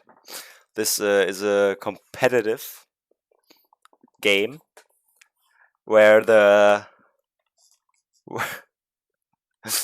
where the bubbled really, fresh keeps running out of the pit away from the teammates, and the full live Z is also not blocking. Back, and often no one is blocking. You can kill. Oh my god, what are they doing? If the Baron was like 1 HP or so, I'd understand, I guess. Yeah, let's make sure to get the Baron, I guess. But here they should have just blocked and went out. This call is fucking terrible. Holy shit. It's like a desperation Baron, right? I don't know. Holy shit. What the fuck are they doing? Key targets from like really long range without really being threatened yourself. So here, I pretty much just got the Thresh kill for free, and then after that, my team was able to engage. And all this time, I've been kind of untouched in the team fight. I've just been able to run around with 1,000 move speed. So taking a look at another team fight example here, I've positioned up here, which is away from the champs that threaten me. The only champs on their team that really threaten me at the moment are this Silas and the Zinzal. The two champs I really want to kill, the Ezreal and Karma, are right here.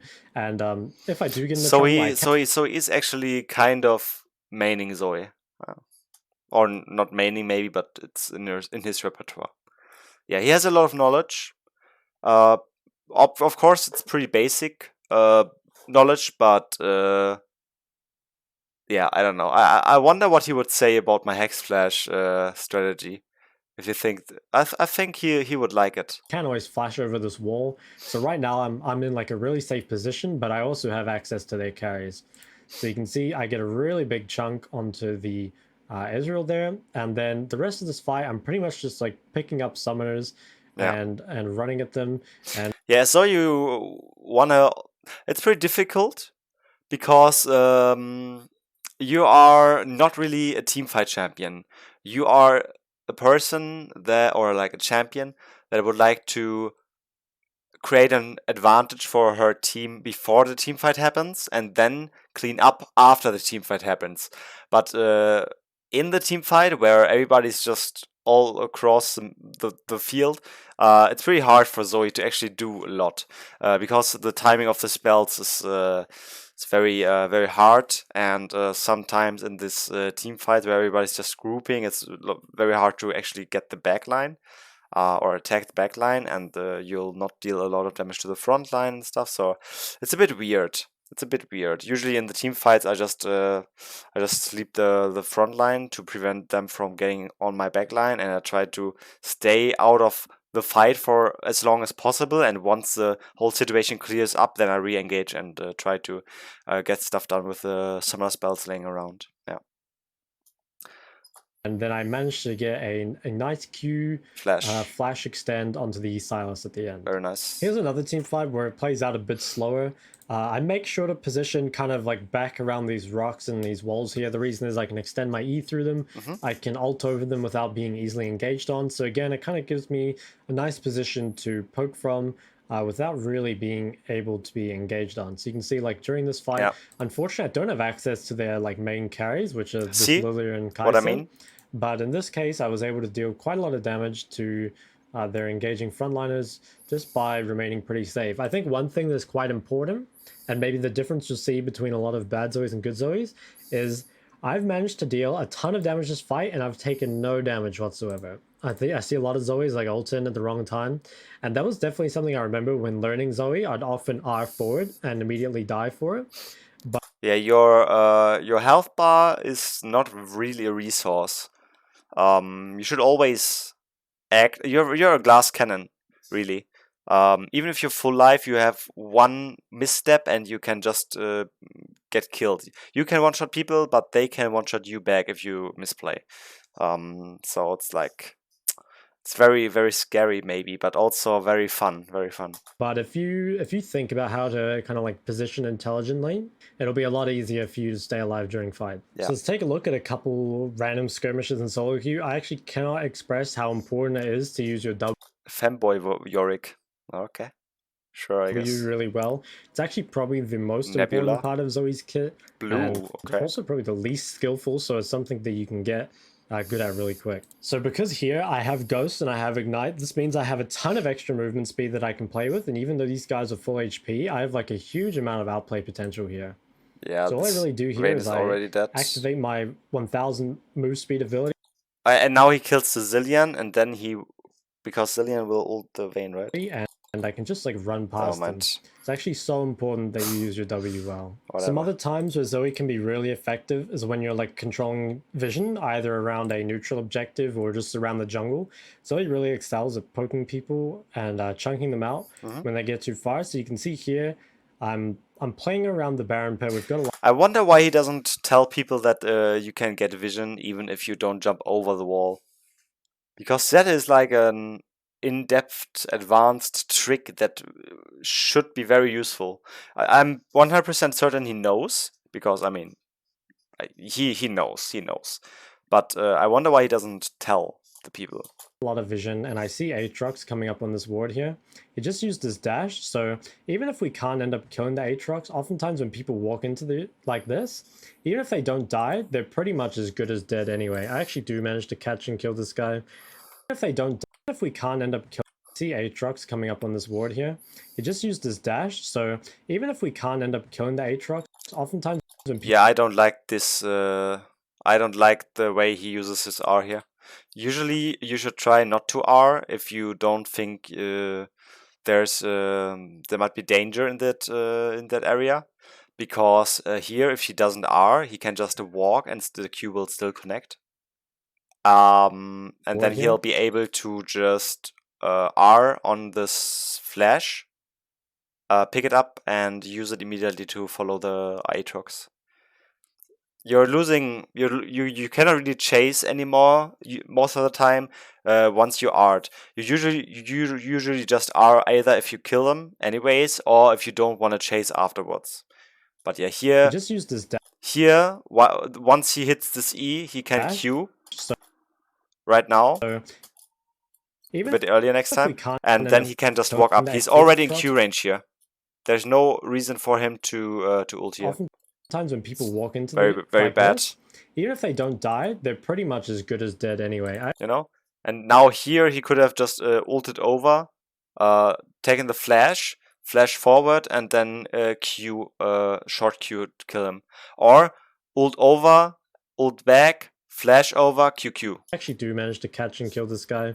But one important concept to know is that a chunk is often just as good as a kill because they'll have to base and they'll be off the map for so long. Yeah. So here we're sieging a tower. You can see I immediately walk to the side where there's a wall.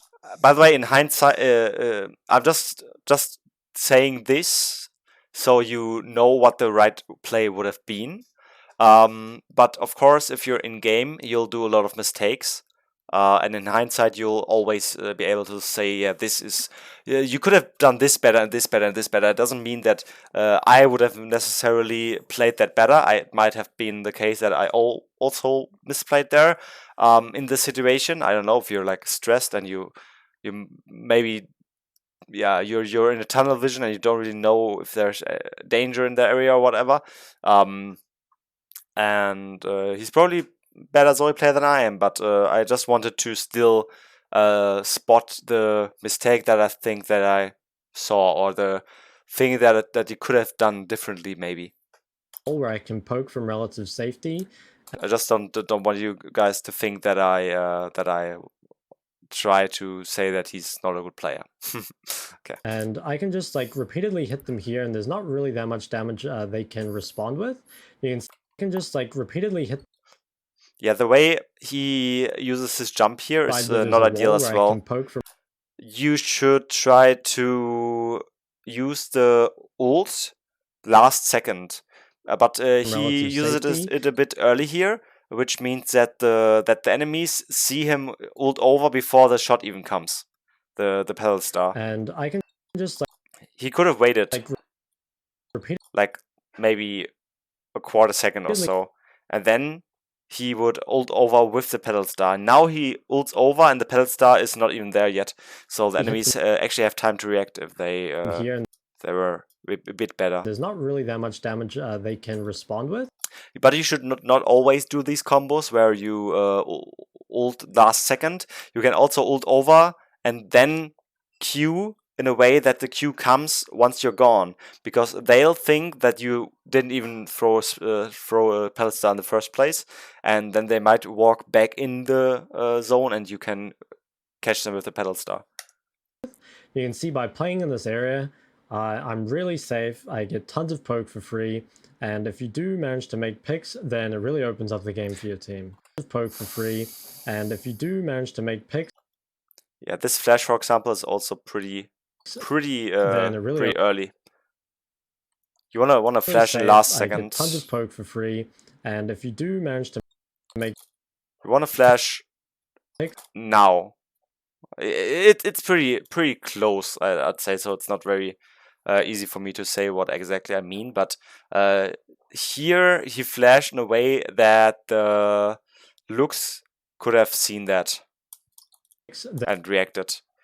You see how much time passes.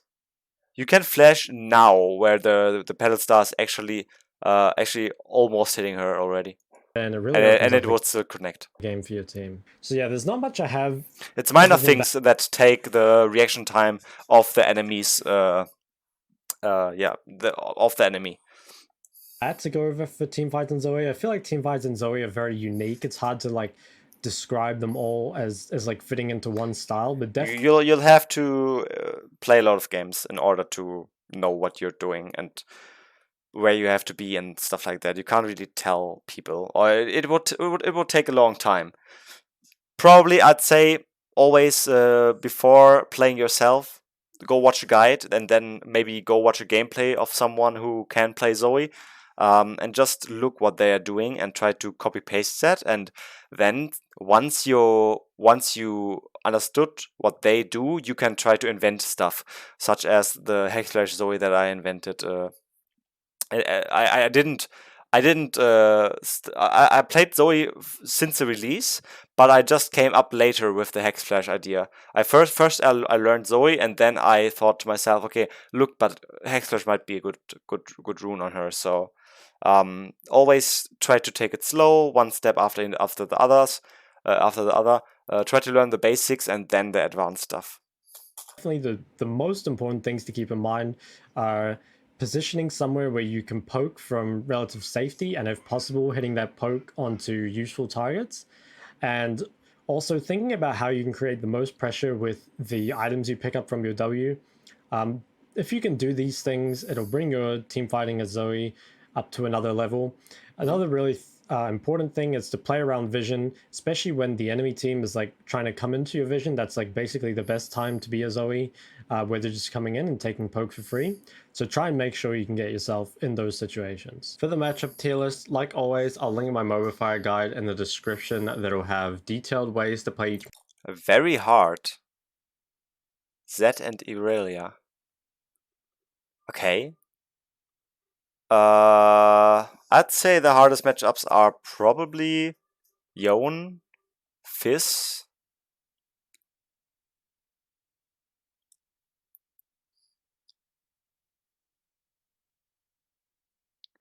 Malzahar, and Kassadin. So we have a very different idea of easy and hard matchups. I wonder why he thinks that the Malzahar matchup is free. I really wonder.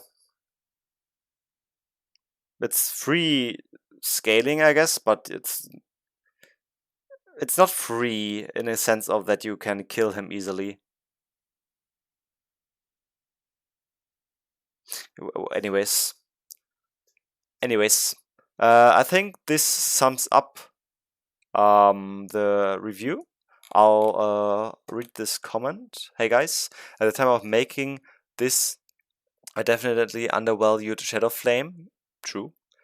But it turns out this item is super OP. Yeah, it was very OP, and I think it's still very good. That's I think I said that this is like a basic item, right? In the video, say pick up Horizon Focus over 100% of the time, but now I think it's pretty 50-50 between Shadow Flame and Horizon Focus, depending on how many squishies they have. Since the Solo meta right now has so many squishy, low HP targets, not anymore. I'd lean towards Shadow Flame at the moment, but you can change depending on their champions. Alright. Interesting. I gave him a like. I am subscribed. I really like his content. I think it's very educational, and I hope you guys also found this video to be helpful and maybe educational, or at least entertaining. And yeah, you can write me in the comments if you have any different ideas or different thoughts on any of these aspects. And I wish you a very nice day and see you soon. Bye bye.